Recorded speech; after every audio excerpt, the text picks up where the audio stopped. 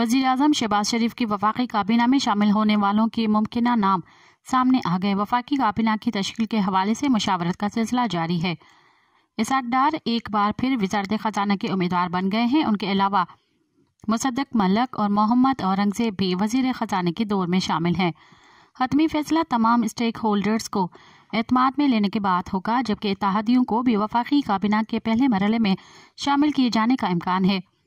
ज़रा ने बताया है कि इस्तेहकाम पाकिस्तान पार्टी IPP के अब्दुल अलीम खान, पाकिस्तान मुस्लिम लीग काफ के तारिक बशीर चीमा और सालिक हुसैन की भी काबीना में शमूलियत मुतवक्का है, जबकि मुत्तहदा कौमी मूवमेंट पाकिस्तान MQM-PA काबीना में शामिल होने के हवाले से कोई फैसला नहीं किया है और चीमा और फवाद को मुशीर जहां ज़ेब खान भी दोबारा मुआवन खुसूसी बनने का इम्कान है, जबकि BAP पार्टी के खालिद मक्सी को भी काबीना में शामिल किया जा सकता है।